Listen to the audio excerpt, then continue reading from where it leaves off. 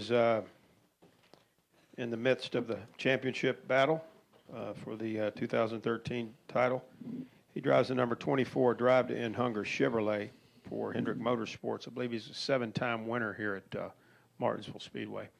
And Jeff, just talk about this racetrack. Obviously, you know, you've got four races to go, and this is a place I would think that you can maybe get one. Absolutely. You know, we come in here feeling really good about this racetrack and our race team.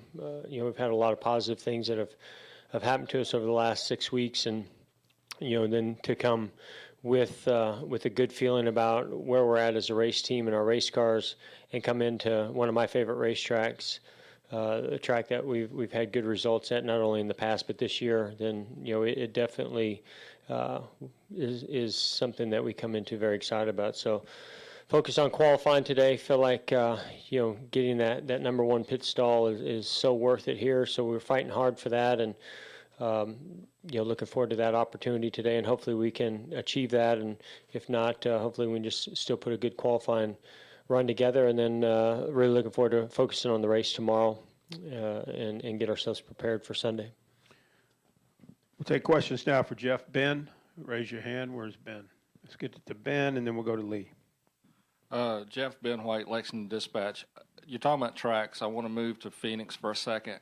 You won there in 2007. You won there in 2011. Can you just talk about those wins briefly, and then what kind of track is it for you? Well, back in 2011, it was a great track for us. I wish it would have stayed the same. You know, they repaved it, and that changed our entire world at Phoenix. Phoenix has always been a kind of a hit or miss track for me in general. But when you know, Alan came on board as the crew chief, or really more, I went on board with their team. You know, I was pretty excited about Phoenix, and you know, it showed when we went there and we won that race. So, but ever since they repaved it, it's completely different. You know, and you know, between that and Kansas, those are the two tracks I put on our calendar as tracks that you know, we have to improve, that we have to really focus and execute, and you know, that we could struggle there if we're not careful. Kansas went pretty well for us, and I'm optimistic that Phoenix can as well. You know, each time we go there, it ages, and it feels like you know, it gets more and more back to a feel that I like, and a track that we can be competitive at. So right now, just the way things are going in general, I look forward to going to every track. You know, I just think as a race team, we're in sync. Our race cars are driving well. My confidence is up, and I feel like, you know, that's gonna bode well for us at Phoenix as well. Let's go to Lee and then to Tom. Lee Spencer, Fox Sports. Your Pepsi ad's been getting a lot of play during the World Series. Have you gotten many responses from that? Well, I mean, after it got 40 million hits on YouTube, I think it's kind of hard to top that. But it's just been an amazing you know, year when you look at how we started with the Harlem Shake, and then that video. You know, we did all that before the season started and had a lot of fun doing it, and you never know how people are going to react to it and what's going to happen with it overall. But obviously it's been a great you know, marketing strategy for Pepsi Max, and they've certainly enjoyed it. So have I, and so every time it airs on something, I still laugh and people react. So yeah, you know, it definitely. I mean, it's not going to be as big of a reaction as what we got when it first came onto YouTube, though. And did you attend the NASCAR meeting on Thursday?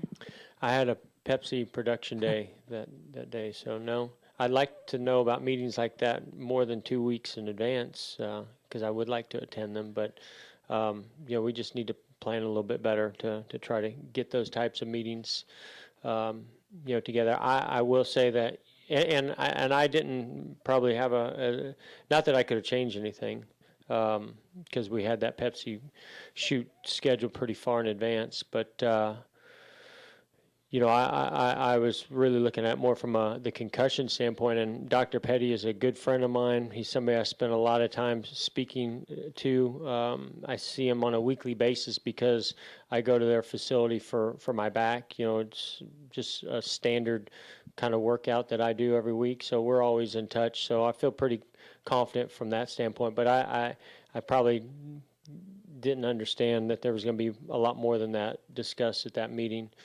But I've done a baseline test, so I feel good about that and the direction that they're going in. And I agree with it. One of the things that they brought up was the responsibility that drivers have as far as what they tweet and everything. I guess coming after the whole Corey LaJoie thing. Do you kind of wish, and you had really good management when you first came into the sport, but do you think that drivers should have a certain level of maturity and know what's right and what's wrong before they get here in the first place? Well, I think every person should have good common sense. I think that's what it really comes down to. I think with social media, we all recognize that the fun it can be. We recognize the benefits that it can have for marketing, for our sponsors, and so many other benefits. But it also, you have to be careful. You can't just go on a wild spree. You can't always just speak your mind, because it's there. And listen, I think we've all been there where we probably stepped over the line. But every time I put a tweet together, I read it 2 and 3 times, going, is this what I want to put out there? Do I want people to read this? And sometimes my emotions get the best of me, and I push send, and I probably maybe shouldn't have. But I do try to use the best common sense that I can in everything that I send out there before it goes. And plus, I'm a spell freak. I like to spell things right. So. It's hard to do on Twitter. We'll go with Tom and then to Barry. Tom? Jeff, Tom Jensen, FoxSports.com. We heard during the first practice a lot of people complaining about wheel hop. And we hear that phrase a lot, but nobody's ever really explained exactly what the phenomenon is. Can you sort of walk us through it and what you can do about it, either in terms of setup or your driving style? Yeah, we mainly hear about it on the road courses because you're braking so aggressively into the corners at the road courses. It happens here as well on occasions, and it's definitely something that I've had to work on over the years. But it's as you drive in the corner, and these cars, even as much as they've advanced in braking and weight transfer and downforce and everything over the years, when you try to slow that car down as abrupt as we're trying to on these tracks, and the wheel speed starts to try to slow down faster than what the engine speed and the rear end gear speed and drive shaft and all those components that are connected are slowing down, then you basically start the rear tires start to lose grip, and they basically go into a hopping mode where you can't control it. You just have to hang on tight, straighten the wheel out, and hope that there's some room for air out there, which there's not a lot of room for air here. So, really to me, it's about, there's not much you can do in the setup, in my opinion. I mean, a little bit with truck arm angle can help, but other than that, it really comes down to how abruptly you let out the gas and apply the brake. And this is one place where I think how you apply the brakes is the most crucial part of success at this track, which is why I think some people really struggle here. Let's go to Barry. Yes, Barry Richmond, Piedmont Broadcasting Corporation. Today we've talked about the 2 contenders for the championship with Matt Kenseth and Jimmy Johnson. Matt, of course, making the move this year, and then with Jimmy having sustained longevity with Hendrick Motorsports. But I want your perspective on the advantages and the advantages a person would have in longevity with a sponsor, with a race team, and how that benefits. Well, obviously being comfortable and going through so many different scenarios, situations, stressful situations, positive situations, wins and championships, there's certainly a lot to be said about that, that continuity of that race team. I think it's equally as challenging, though, to try to stay on top of your game and continue to push yourself, every individual on the team, and trying to constantly get better. And I think that if a team who's really good, like the 48, can stay together and have very little turnover, but continue to push those limits, I think that that's the ultimate.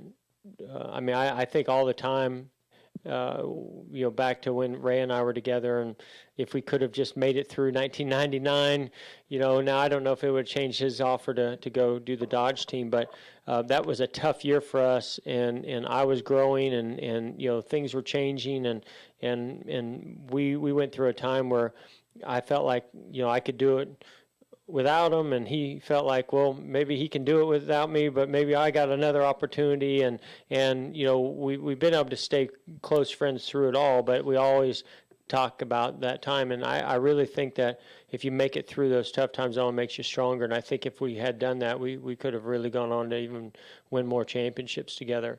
So I credit Jimmy and Chad and all that they've been through, because not all of it's been great.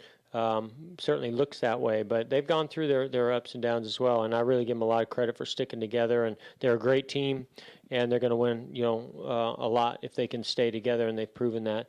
With Matt, he's a great driver, and he goes over to Gibbs, and they've got a great program, and I think that I think that it just shows the quality of both. Quality of what Matt brings and the quality of what Gibbs has, and by blending those two together, they've had a great combination. Sometimes you hit that right away, and other times it takes years to find it, and they obviously hit on some things right away, and they've been able to other than the penalty that they had earlier in the year, they've been able to just keep building on that throughout the year. I think everybody knew they were going to be a real threat for the championship when the chase came around.